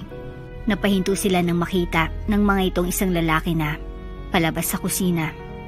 Ibang lalaki iyon. Hindi ang lalaki kagabi. Napatingin sila sa isa't isa. Biglang lumapit ang lalaki na may saya sa mukha. Dahilan na umatras ang magkambal. Huwag kayong matakot. May hinahon ng boses ng lalaki. Nasaan si Tito Matt? Tanong ni Nathan. Umalis si Matthew. Binisita ang magulang niya. Ako si Lucas, ang ama niyo. Kumunot ang noo ng bata na sabay umiling. Wala ng tatay namin. Ano pong kalokohan ang sinasabi niyo po? Wika ni Nico na hinawakan ang kamay ng kapatid. Hindi alam ni Lucas papaano ipaliwanag sa dalawa, pero naisip niya ang birthmark na pareho mayroon ng mga ito. Umupo si Lucas sa ere at pinakitang birthmark. Meron kayong ganito at ang Dilover lang ang may ganitong birthmark. Napatingin sa isa't isa ang kambal at marahang lumapit kay Lucas. Tinitigan ng maiging heart shape na birthmark na siyang katulad sa kanila. Pero, bakit? Hindi alam ng dalawa anong sasabihin. Sasabihin ko sa inyo ang nalaman ko pagkatapos yung kumain. Nang matapos kumain ng magkambal, sa harap na masasarap na pagkain ay nagpaliwanag si Lucas sa mga anak kung saan nalaman ng dalawa na namatay sa gumuhong apartment ang kanilang ina at iniligtas sila ng nagngangalang Roberto Cruz na isang matanda na nag-alaga sa kanila na nakagisna nilang tatay. Ngunit namatay ito sa katandaan at hindi alam ng dalawang bata kung saan inilibing ang kanilang tatay. Sa umpisa ay mahirap sa dalawang bata na tanggapin ang katotohanan. Nais ni Lucas na isama ang mga anak sa Manila ngunit gusto ng mga ito na manatili muna sa probinsya. Hindi pa sila handa na iwan ang lugar. Naintindihan niyo ni Lucas kaya napagdesisyonan niya na manatili sa Leyte hanggang sa gusto ng mga anak niya na pumunta sa Manila. Isang linggo nang nakalipas, unti-unting lumalapit ang loob ng mga anak sa kanya. Araw-araw siyang napupunta sa simbahan kasamang mga anak dahil madasalin ang mga ito. Kaya niya nakita ang dalawa noon sa may simbahan sapagkat bago lamang ang mga anak niya matapos magdasal. Natutuwa siya na lumaki maka-Diyos ang kambal. Napakabait at sobrang masipag. Kahit sa gawaing bahay ay tumutulong ito sa mga maid. Kaya hinahayaan niya ang mga anak dahil natutuwa ito sa mga ganun at hindi mahilig sa mga laruan. Tahimik na nagdadasal ang mga anak niya. Nang matapos siya, nasa harapan sila ng upuan na nakaupo. Puno ng tuwang tinitigan ni Lucas ang mga anak. Hindi napayat ang mga ito at umaayos ng katawan. Minsan napapaisip siya kung buhay lang si Leora. Magiging masaya ang mga bata na alam niyang nangungulila sa isang ina. Wala na rin siyang balak na humanap ng babaeng mamahalin uli. Dadala na siya sa unang babaeng minamahal.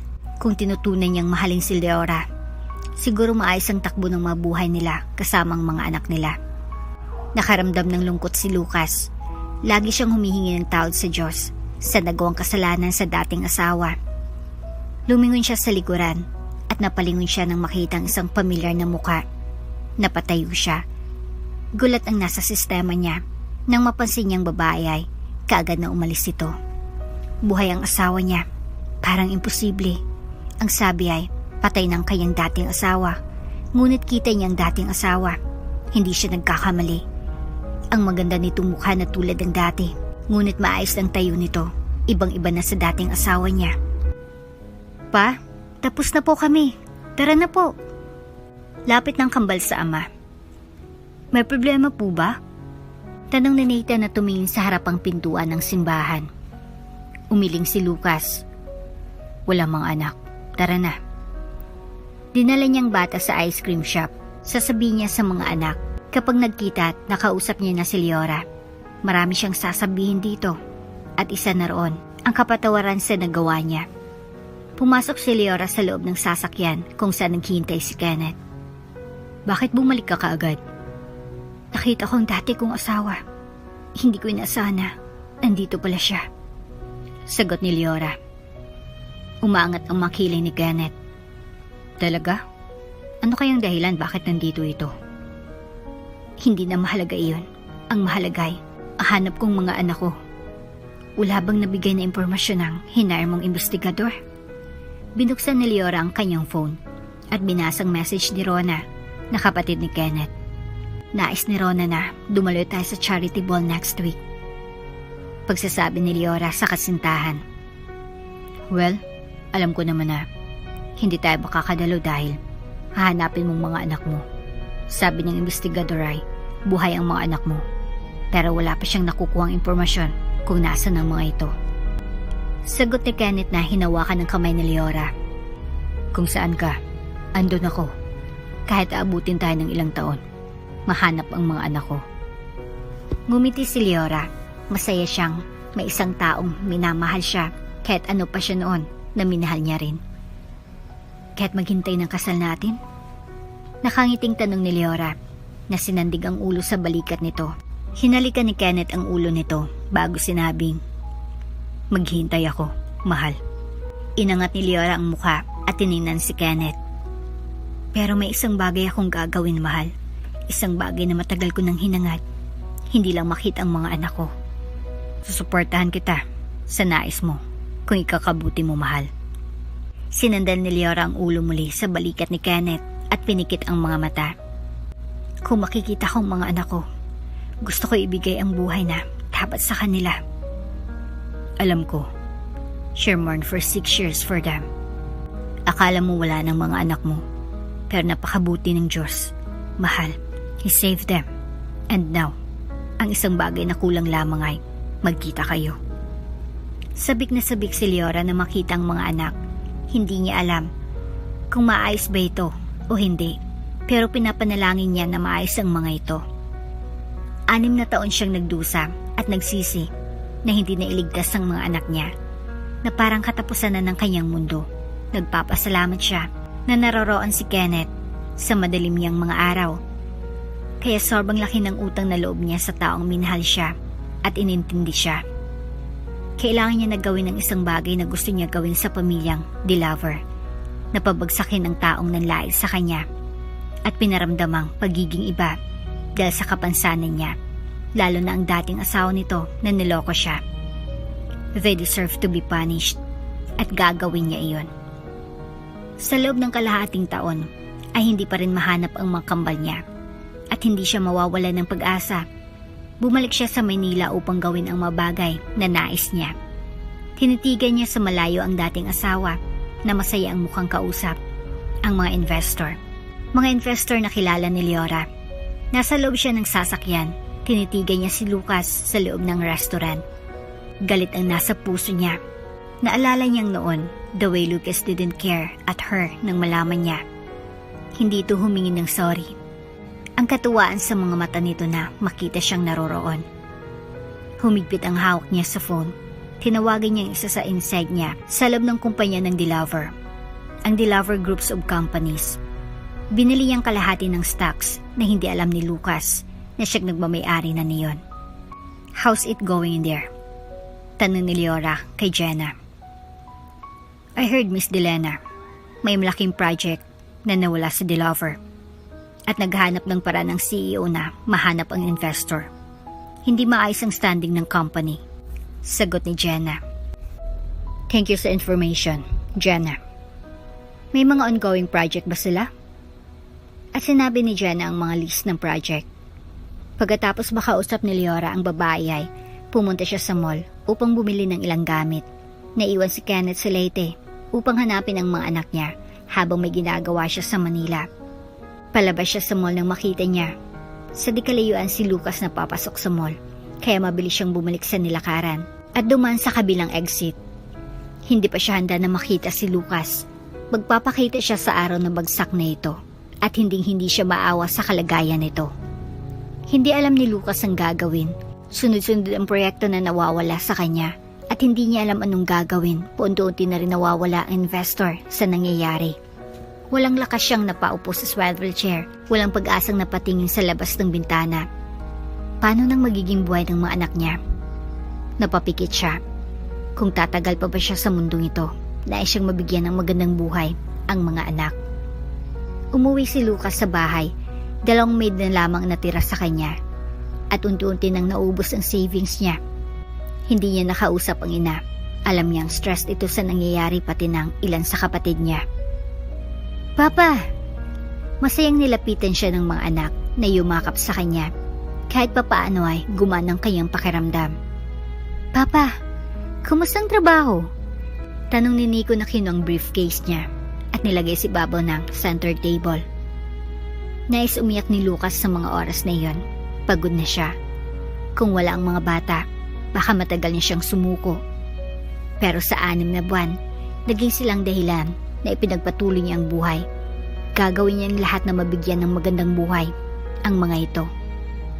Okay lang. Pagod lang ang papa niyo. Nakangiting ani ni Lucas at umupo sa couch. Magpahinga na po kayo, Papa.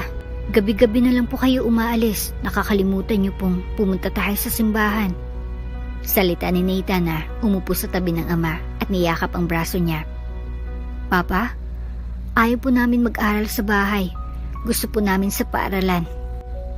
Hanggang ngayon ay hindi pinupubliko ni Lucas ang mga anak at hindi niya sinabi sa ina niya at mga kapatid na nakita niya na ang kanyang anak. Nais siyang makasamang mga ito malayo sa mga mata ng publiko. Sa susunod na taon, sa ngayon, dito muna kayo.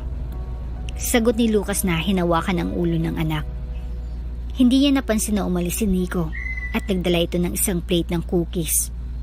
Papa, kumain ka po.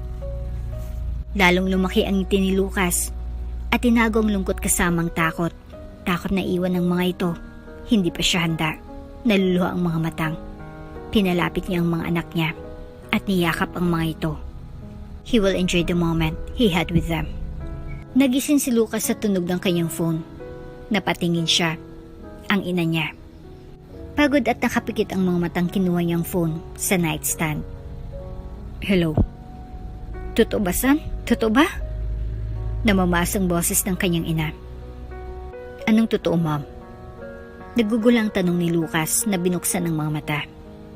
Sabi ni Dr. Timothy, hindi ka daw nagpa-check up uli at ayaw mo ng chemotherapy. Bakit hindi mo sinabi sa akin, son, na may cancer ka sa pancreas? Naiyak na sabi ng ina niya. Ma'am, nagsisinungaling lang ang doktor na iyon. Maayos ako. Pinasigla ni Lucas ang boses. Matagal niya nang nilihim iyon sa 6 na taon.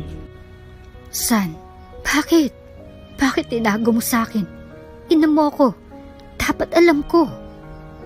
Ma'am, may gagawin pa ako. At huwag kang maniwala sa sinasabi ng doktor na iyon. Pinuto ni Lucas ang tawag at umalis sa kama. Sinong nagsabi sa family doctor ng Delaver ang tungkol sa sakit niya? Binayaran niya ang doktor na ilihim iyon. Paano nalaman ito? Nawalan siya ng mood at nais siyang makausap ang doktor niya. Biglang nag-ring uli ang phone niya at akala niyang ina niya pero ang sekretarya niya. Hello, Mr. Sanchez. Sagot ni Lucas. Sir, may problema. Nagsisialisa ng mga investor. Anong gagawin natin? Parang naistatwa si Lucas sa narinig. Napapansin ng kambal na sobrang gabi nang umuwi ang papa nila at halos wala na itong oras. Pansin din nila na may problema ang kanilang ama at hindi nila maiwasan na makita ang ama nila sa loob ng library nito na nakatulala. Anong gagawin natin, Nico? Nag-aalalang sabi ni Nathan nang makita nila ang kanilang ama na nagmamadaling umalis kahit malakas ang ulan. Tutulungan natin si Papa. Baka nasa kwarto niya ang sagot. Tara na't. Pumasok ang dalawa sa office ng kanilang ama at tiningnan ang naroroon. 1 linggo nang hindi bumalik ang homeschool teacher nila na hindi nila alam kung bakit. Tiningnan ni Nico ang drawer at may isang drawer roon na may lock. May nakita akong video sa YouTube, Nico. Paano buksan ng ganito? Umalis si Nathan at kinuha ang tablet. Ginaya ng dalawa ang nasa YouTube gamit ang isang hairpin. Nang bumukas si Inay, nag-high five sila sa isa't isa. Napatingin sila sa mga papel na naroroon. Tiningnan iyon ni Nico at umupo sa swivel chair. Binasa iyon. Anong cancer, Nat? Nagtatakang sabi ni Nico. Sakit iyon, Nico. Nakakamatay. So, may sakit si Papa na nakakamatay? Tiningnan ni Nathan ang papel at binasa iyon.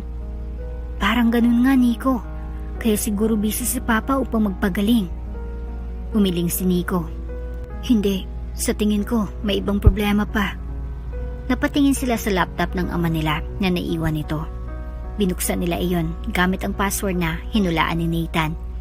Nang bumukas ay tumingin sila sa mga folders at binasang naroroon. At 2 oras ang lumipas nang marinig nilang papabukas na pintuan ng office.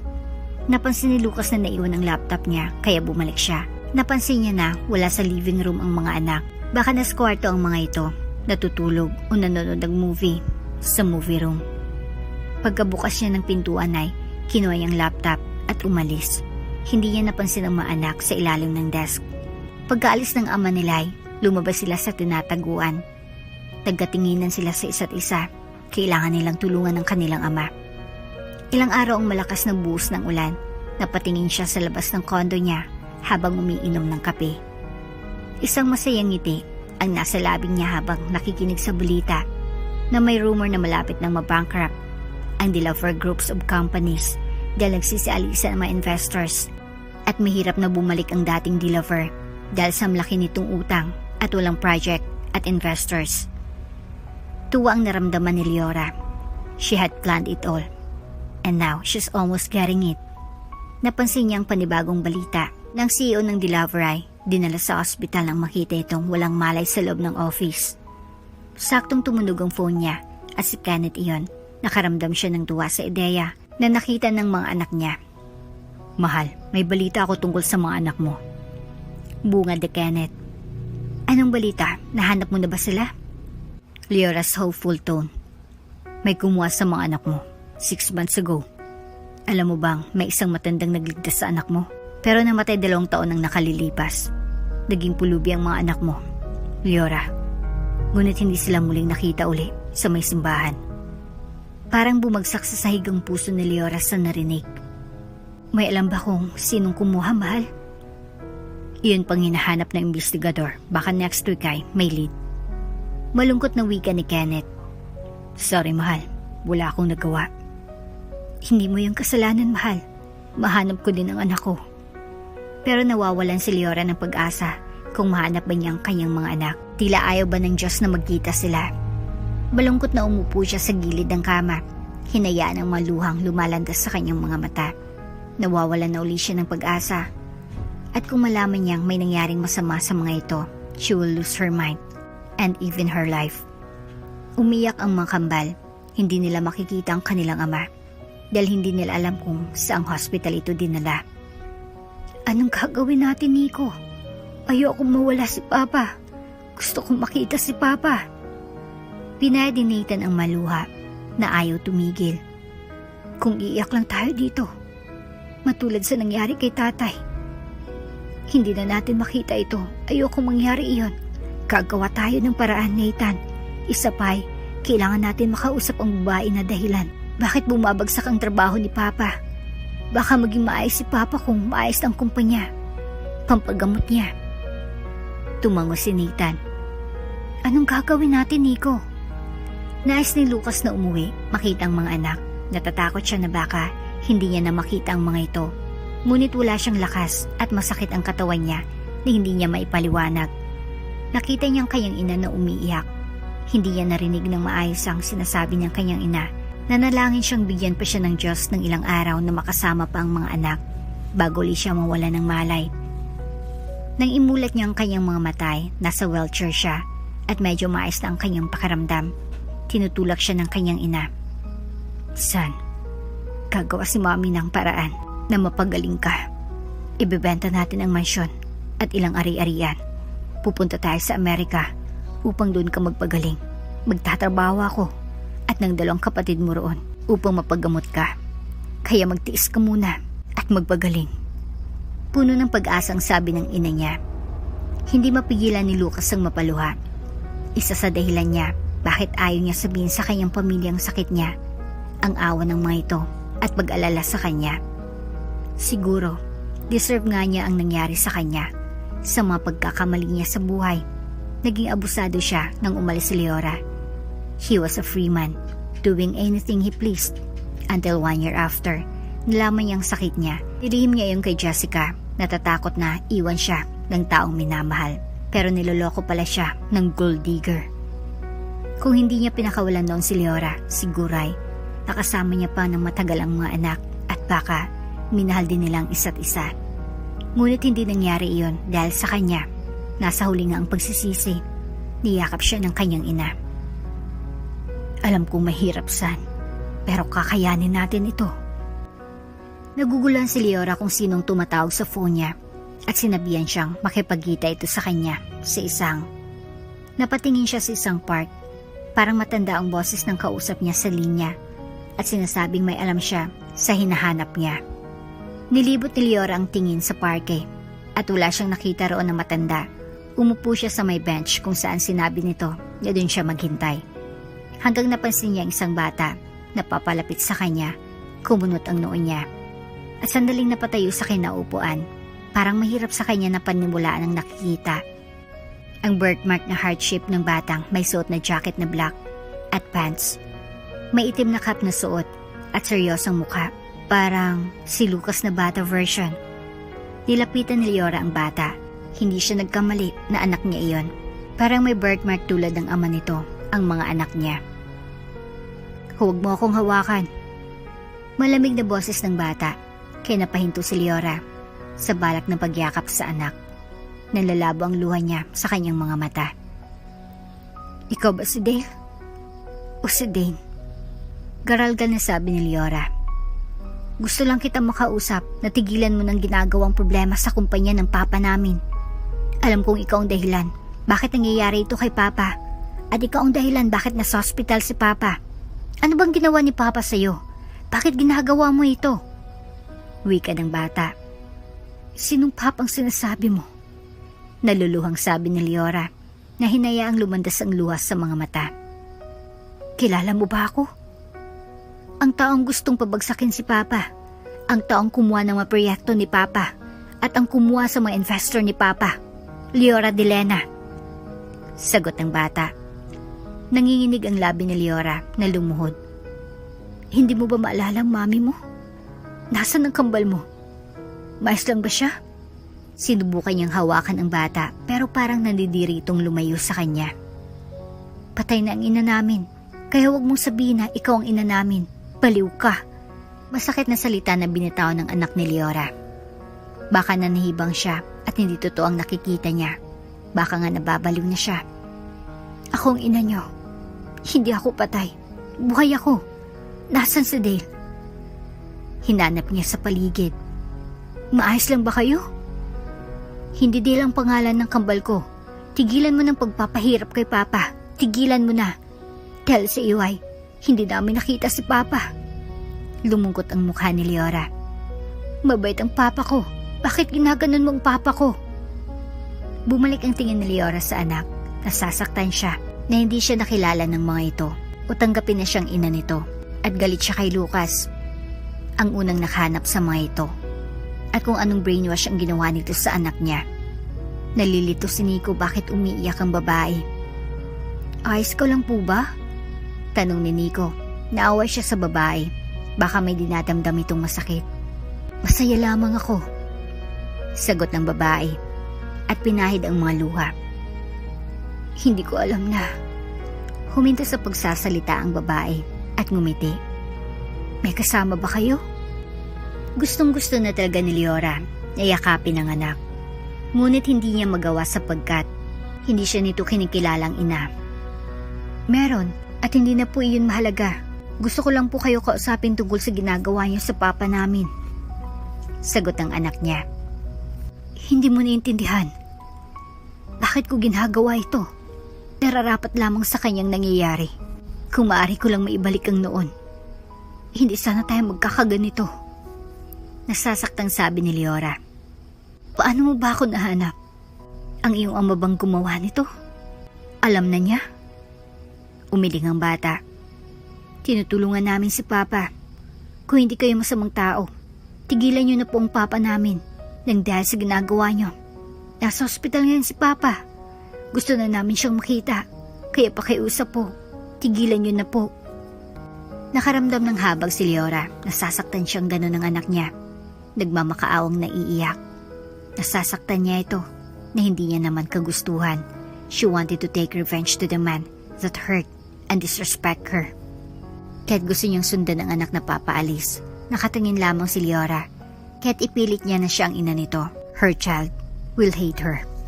Kaya hinayaan niya na, nangungulila ang mga mata niyang tinitigan ng anak. Tahimik na nakaupo si Leora sa couch, nakataas ang mga paa, na nasa couch habang nakatingin sa labas ng bintana. Umuulan uli, mabigat ang pakiramdam niya.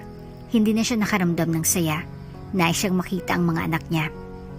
Someone had confirmed to her na nandun nga kay Lucas ang kanilang mga anak, na itong unang nakakita sa mga ito. Bumukas ang pintuan, pumasok si Kenneth na medyo nabasa ng ulan. Tumapit siya kay Leora at niyakap ito. "Are you alright, mahal?" Sinabi ni Leora kay Kenneth ang nalaman, kaya dali-daling lumuwas ito sa Maynila. "Hindi ko alam anong gagawin ko, mahal. Gusto ko makita ang mga anak ko, pero hindi sila naniwala na akong tunay nilang ina." Malungkot na sabi ni Leora na sinandig ang ulo sa dibdib ng kasintahan. "Siguro, mas mabuting kausapin mo si Lucas. Iyon lang ang nakikita kong paraan, mahal." Abiso ni Kenneth na hinaplos ng marahan ang buhok ni Leora. "Hindi ko alam." Mahinang sabi ni Leora na hinahayaang lumandas ang maluhang, pinipigilan niya. Napatingin si Lucas sa bumukas na pintuan ng hospital. Akala niya ang kanyang ina, pero nagulat siya nang makita ang dalawa niyang anak kasamang maid na si Dina. "Papa!" Tuwang sabi ng kambal niya. Naingat na niyakap siya. Nakaramdam ng sobrang kasiyahan si Lucas nang makita ang mga anak. Kahit ayaw niyang makita ang mga ito na gano'n ang kalagayan niya. "Sobrang namiss ka po namin, Papa."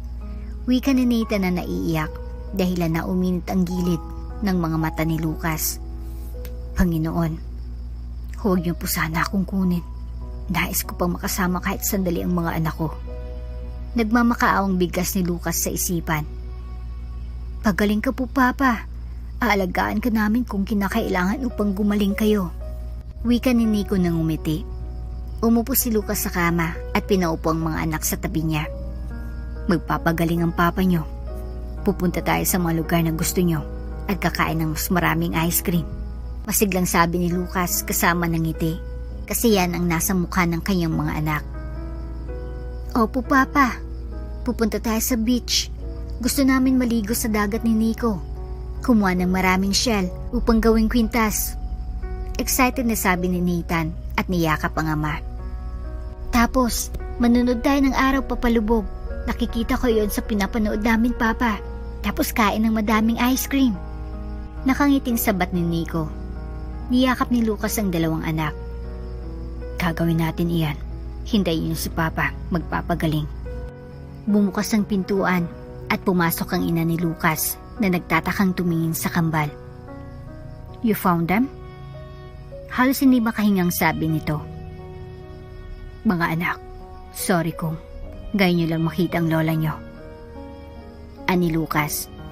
Napatingin ang dalawang kambal sa may katandaang babae at kaagad na lumapit ang ina ni Lucas sa mga ito at niyakap at hinagkan sa pisngi ang dalawang bata sa tuwa. "Kay buti nga ng Diyos at buhay kayong mga apo ko.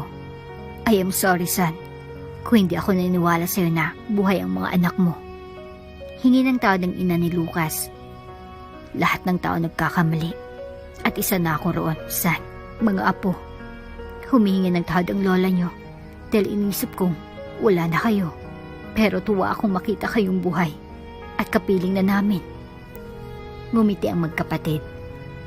"Lola, huwag po kayong umiyak." Pinahid ng ina ni Lucas ang mga luha at tumawa. "Oh siya, gusto niyo bang bumili ng paborito niyo habang tinitingnan ng doktor ang papa niyo?" Tuwang sumang-ayon ang dalawa at sumama sa kanilang lola, kasama ng maid. Nang maiwan mag-isa si Lucas ay tumingin siya sa labas ng bintana. Puno ng pag-asa ang kanyang mga mata. Konting panahon lang ang nais niya upang makasama ang mga anak at iyon ay sapat na sa kanya. He will leave this world in peace kapag alam niya nang nasa mabuting maayos na kalagayan ang mga anak. Ibebenta niyang natitirang ari-arian at ang pera ay ilalagay niya sa bangko para sa mga anak niya. In that way, he will left at peace, knowing they have enough funds for them to live. Bumukas ang pintuan. Akala ni Lucas ay ang doktor. Nanlaki ang mga mata niya nang makitang babaeng pumasok. Leora, nasabi ni Lucas na tumayo sa pagkakaupo sa kama. Hindi nga guni-guni ang nakita niya noon. Buhay nga ang dating asawa. Hindi napansin ni Lucas na ang IV fluid ay natanggal sa kanyang kamay at dumudugo ang nilagyan ng needle. Gusto kitang makausap, Lucas. Malamig na sabi ni Leora na sinulyapan ang kanang likuran ng kamay na dumudugo. Paano nabuhay ka? Ang sabi. Natawa si Leora. It shocked you seeing me alive? Nakakadismaya siguro na makita ako na hindi nakabaon sa ilalim ng lupa. Hindi yan ibig kong sabihin. Napahinto si Lucas. Hindi na tuloy ang sasabihin ng magsalita si Leora. Anyways, ayusin mo muna yung kamay mong dumudugo. Look at you.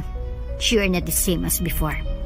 Sinipat ni Leora si Lucas na sobrang nangangayat at maputla. She looks so ugly. Tumingin lang si Lucas kay Leora at natawa. Hindi na iyon mahalaga. Anong pag-uusapan natin? Inabot ni Leora ang panyo. Clean your wound, Lucas. Kinuha yun ni Lucas at nilagay sa kanyang sugat bago tumingin kay Leora. Marami akong tanong, Leora. Bakit? Bakit umalis ka na hindi mo sinabi na buntis ka? Kung sinabi mo noon.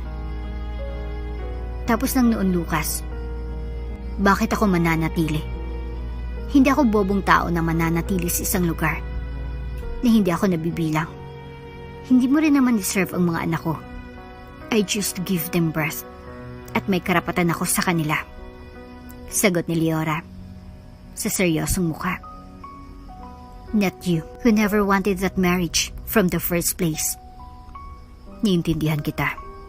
Alam kong nasaktan kita noon. We didn't choose that marriage, Leora. Never like each other. Ang ginawa ko noon, alam kong nasaktan ka. I deserved whatever word she said kasi tama ka. Sabi ni Lucas na iniwas ang tingin kay Leora. Ang mga matay, nasa bintana, sa kalangitan sa unahan, at dagat sa kalayuan. You're the best wife that I shouldn't deserve. And the best person, sabi nila. You'll never see someone's worth it until they are gone. Iniisip ko, if I didn't do that, hindi ka aalis. Siguro, magandang buhay natin kasamang mga anak natin. Siguro, we will learn to love each other. Leora snorted. Words, Lucas. I don't want to talk about the past. It'll never come back. Well, tungkol sa anak kong pag-uusapan natin. Give them to me, Lucas. Ibabalik kong standing company mo. Just give my twins. Stop brainwashing them. How worst and dead I am. Napalingon si Lucas kay Leora. He could see on her eyes that the woman in front of him was not the same woman before. The wife he had, anger and hate was on her beautiful deep brown eyes. Ngayon niya lang napansin ang magandang mata nito that his twins had. Hindi niya alam iyon noon. Marami siyang walang alam sa asawa. What she liked, what she disliked, things she loved, as well hate, and never talk to her more than casual talk. Pero nandun ito to do her duty as wife na hindi niya hiningi. He always needs those care and food she had done to him every time he was alone. Oo nga, may karapatan ka nga sa kanila. Kaysa sa akin, Leora. Huwag kang mag-alala. Ipapakilala kita sa kanila. At gusto ko lang ng konting panahon makasama sila. Huminga ng malalim si Lucas. Siguro, mas mabuti ng ina ng kambal ang mag-alaga sa kanila. Ito ang nararapat. Binigyan siya ng pagkakataon ng Diyos na mahanap ang mga anak upang makasama ang mga ito kahit sa kaunting panahon at susulitin niya iyon sa bawat oras at minuto. Hindi ako naniniwala sa sinasabi mo, Lucas. Baka isang araw, umalis kayo upang itago ang mga ito. At ang kinan mo na iyon lamang. I don't trust you. Di ni Leora ang sinabi na dahilan upang masaktan si Lucas. May salita ako, Leora. 1 buwan lang. Iyon ang hinihingi ko. Tumingin si Leora sandali kay Lucas bago tumalikod. I want to meet them. And you need to tell them na akong kanilang ina. Mananatili sila sa akin, pero pwede mo silang bisitahin. Kung yun ang gusto mo, Leora. Forgive me sa nagawa ko noon. Nagkamali ako. At nagsisisi, Leora. Sabi ni Lucas bago umalis si Leora, ngunit hindi ito nagsalita. Nilingon sa kanya. Umupo sa gilid ng kama si Lucas, napatingin sa kanang kamay niya, and closed it. Kahit isang beses, nais siyang yakapin si Leora. He smiled, and tears welled up in his eyes. Natatakot siya. Ayaw niya pang iwan ng mga anak, ngunit wala na siyang oras. Bumukas ang pintuan, at dumating ang doktor kasama ng lawyer ni Lucas. Sinabi mo na ba sa ina mo, Mr. DeLaver? Tanong ng doktor. Wala akong balak sabihin sa kanila. At umaasa akong hindi mo sasabihin na hindi mo na ako magagamot pa. Sagot ni Lucas. Kung yun ang gusto mo, Mr. DeLaver. Malungkot na sabi ng doktor niya. Nabenta mo na bang ari-arian ko, Mr. Sanchez? Baling ni Lucas sa kanyang lawyer. Opo, Mr. DeLaver. Lahat ng pera ay nilagay ko na sa bank accounts. Hinabot ng lawyer ang papel. Ay na po ang will and testament. Naghihintay si Leora sa loob ng living room. Nakaupo sa couch habang hinihintay ang pagdating ni Lucas kasama ng mga anak niya. 3 araw ang nakalipas nang huli silang nagkausap ni Lucas. At kahapon ang binisita niya ito ay ngayong araw ng discharge nito kasama ang mga anak niya. Pagkapasok ng 2 bata ay napatigil ang mga ito nang makita siya. Nasa likuran si Lucas na namumutla pa rin. Hindi niya alam kung anong dahilan. Bakit ito na hospital? Papa, bakit nandito yung babae na dahilan ng pagbagsak ng company mo? Anini ko na humalukip-kip. Aawain mo ang papa namin? Protective na boses nito. Pati yung babae, Papa. Huwag niyong hayaang pumasok. Sabat ni Nathan. Mga anak, gusto kong sabihin sa inyo na siyang ina niyo. Ang tunay niyong ina. Ani Lucas. Napatingin ng mga ito dito. Ay maniwala ng dalawa dahil wala na raw ang ina nila. Ngunit pinakita ni Lucas ang larawan ni Leora noong nasa hospital ito, feeding 2 infants. Iyan kayo nung bata kayo.